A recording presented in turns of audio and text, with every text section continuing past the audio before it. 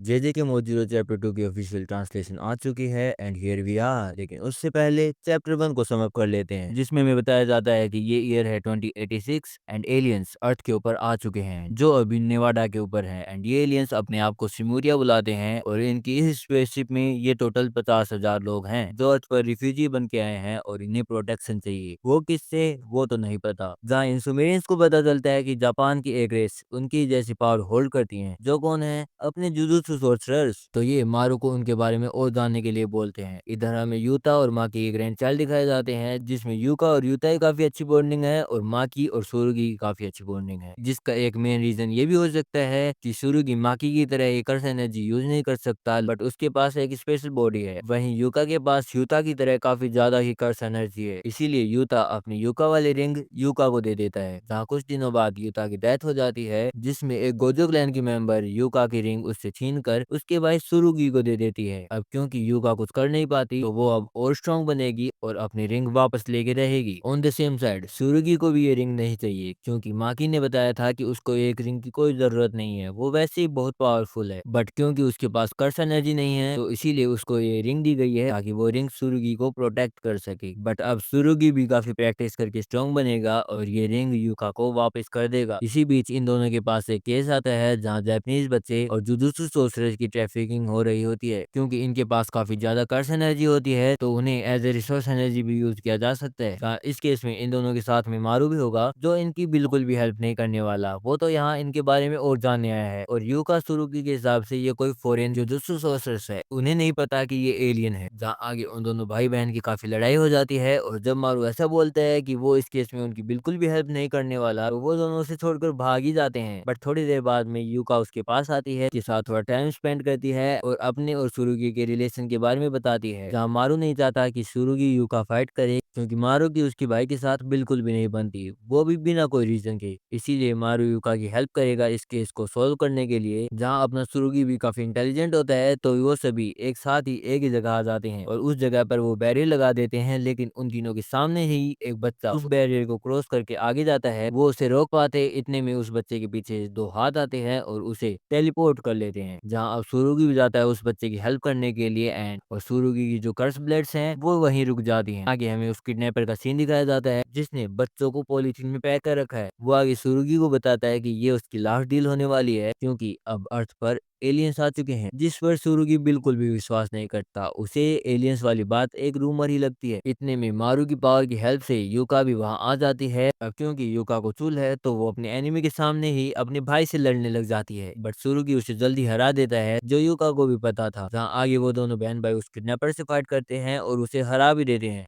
But वो kidnapper अपनी power का यूज करके उन सभी बच्चों को और अपने आप को इस रूम से टेलीपोर्ट करने वाला था। बट तभी मारू अपनी थर्ड आई ओपन कर लेता है और उस किडनैपर की पावर नलीफाई हो जाती है। जहाँ मारू की थर्ड आई देख के सूर्य बोलता है, क्या तू भी एक एलियन है? और यही चैप्टर 1 एंड हो जाता है। और चैप्टर 2 के स्टार्ट में हम उसामी और मीनो को देखते हैं, जो एलियन से मिलने जा रहे होते हैं। तो मीनो उसामी से बोलता है कि ये अच्छा होगा हमारे लिए कि हम ministry of health quarantine and risk protocols को अलग रख रहे हैं, और हमें ये भी नहीं पता कि उनके पास कौन से इन्फेक्शन और डिजीज हो सकते हैं जो हमें अफेक्ट करें। पर उसामी बोलता है, हमें उनके रिलीजन, लैंग्वेज, हिस्ट्री और कल्चर से कुछ मतलब नहीं है, और अगर हमने उन्हें एक आउटब्रेक की तरह फील करवाया, तो वो सच में हमारे ऊपर एक वार डिक्लेयर कर देंगे। जहाँ आगे मीनो बोलता है, हमें उनकी जेंडर के बारे में भी पता नहीं है, तो अगर हम दोनों लड़के साथ जा रहे हैं तो कहीं वो ऑफेंड ना हो जाए। तो उसामी बोलता है, अब तुझे पता चल ही गया ना कि अब सारा खेल लक पर चल रहा है। जहाँ आगे उन दोनों से वही टैंगन जैसे दिखने वाला बंदा मिलता है, जिसका नाम ताबालोमा होता है, और वो डिप्लोमेट है एलियंस की तरफ से, जिसके साथ मारू का ट्विन ब्रदर क्रॉस भी आया होता है, जो उन दोनों से ग्रीट करते हैं। एंड सबसे शॉकिंग बात ये थी कि वो उनसे जापानीज में बात कर रहे थे, यानी एलियंस और ह्यूमंस के बीच अब कोई लैंग्वेज बैरियर तो है नहीं, तो एलियंस को इंटर गैदर करने में कोई दिक्कत नहीं आने वाली। आगे जावा लामा बोलता है, तो क्या तुम हमारे हेड से मिलना चाहोगे? उसामी बोलता है, क्यों नहीं। एंड जैसे ही भाई उनके हेड को दिखाया जाता है, जिसकी प्रेजेंस मात्र से ही उसामी और मीनो की फट जाती है। मीटिंग के बाद में भी मीनो उसामी से ये पूछता है, कि क्या हम जिंदा भी हैं कि नहीं। एंड ये दोनों उसकी प्रेजेंस फील करके उसे एक सुकूना जितने लेवल का थ्रेट मानते हैं। उसामी तो ये भी बोलता है अगर वो चाहे तो वो हम पर आसानी से टेक ओवर कर सकते हैं। तो मीनो बोलता है तो हम उनको क्या कहें कि थैंक यू हम पे इन्वेट ना करने के लिए और हम उनकी सारी डील मान लें। आगे हमें पता चलता है कि वो एलियंस ये चाहते हैं कि इनके बारे में पूरी दुनिया को पता नहीं चले और साथ में ही ये जापान वाले उन्हें अपनी सोर्सरी स्कूल्स में आने दें और उन्हें मिशंस में जाने दें ताकि वो भी सोर्सरी के बारे में और जान सकें।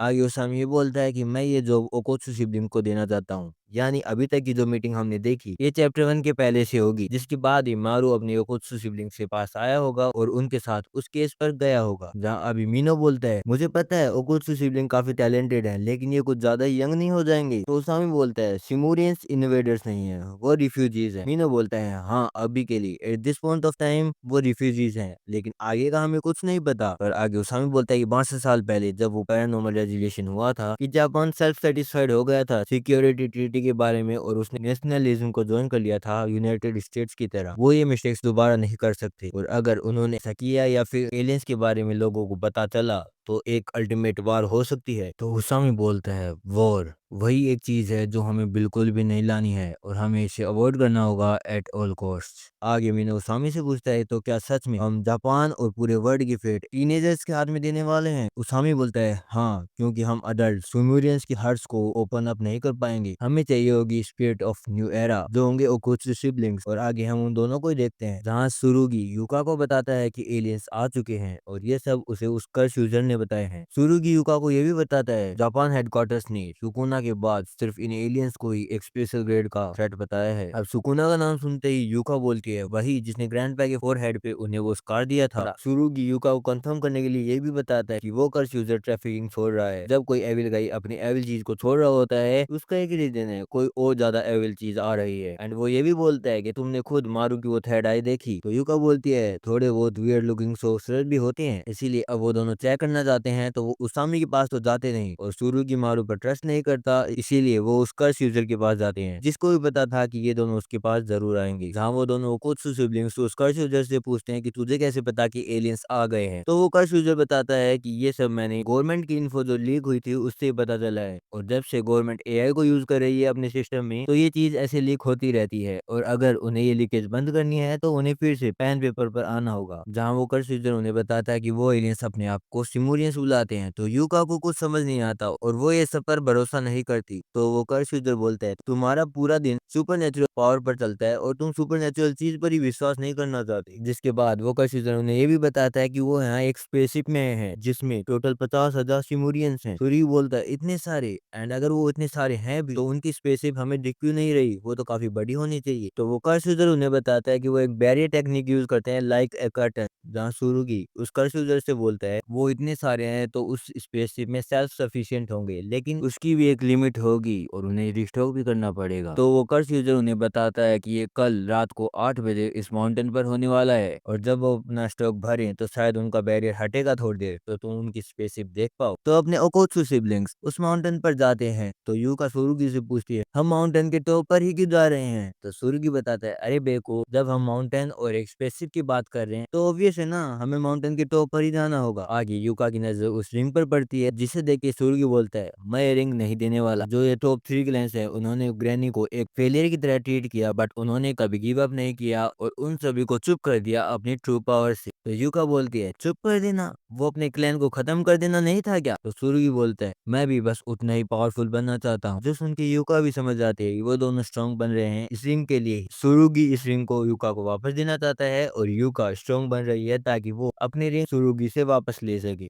आगे जब वो दोनों तो माउंटेन के टॉप पर पहुंचते हैं तो उन्हें वो स्पेसशिप भी दिख जाती है एंड उन्हें यकीन हो जाता है कि एलियंस आ चुके हैं जो सुकुना जितने पावरफुल है। सुरुगी आगे ये भी बोलता है कि ग्रैंडपा ग्रैनी और बाकी सब ने मिलकर ह्यूमन सुकुना को तो हरा दिया था। जहाँ युका बोलती है ग्रैंडपा और ग्रैनी दोनों चले गए हैं और हम उनके बराबर भी नहीं। इसके बाद सुरुगी बोलता है कि मुझे बनना है माकी जेनिन की तरह और युका बोलती है यूता ओकोत्सु की तरह। आगे हम मारू को देखते हैं जो अपने भाई क्रॉस से मिलता है लेकिन उसका भाई उस पर अभी भी ध्यान नहीं देता। जैसा कि मारू ने हमें पहले बताया कि उसका और उसके ट्विन ब्रदर की कुछ बनती नहीं। तो मारू क्रॉस से बोलता है कि अर्थलिंग सुमेरियन जैसे ही हैं, कुछ अच्छे लोग हैं तो कुछ बुरे। तो क्रॉस बोलता है कि हम सेम हैं, ये तू डिसाइड नहीं करेगा, वो हम डिसाइड करेंगे।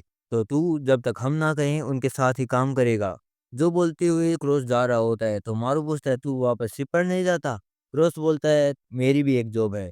तो मारू प्यार से पूछता है कि अगर तू शिप पर नहीं जा रहा है तो अपन ब्रेकफास्ट करें कल, यहाँ का खाना काफी अच्छा है। पर क्रॉस उसे मना कर देता है, ये बोलते हुए कि मैं बिजी हूँ। आगे हम फिर से कुछ सिबलिंग्स को देखते हैं जहाँ सुरुगी इस बार अपना स्टूडेंट पास ही बुलाया है तो वो उसे फिर से लाने जाता है और यूका को उसके बिना ही जाने को बोलता है। जहाँ सुरुगी को क्रॉस दिखता है जिसे सुरुगी मारू समझ लेता है और उससे बात कर रहा होता है, लेकिन क्रॉस उसे बोलता है चुप हो जा और मुझसे बात मत कर। सुरुगी उससे बोलता है क्या दिक्कत है भाई से। और इसी के साथ ये चैप्टर भी खत्म हो जाता है। अगर वीडियो अच्छी लगी हो तो लाइक कर देना, चैनल को सब्सक्राइब कर देना। मिलते हैं नेक्स्ट वीडियो में। Peace out.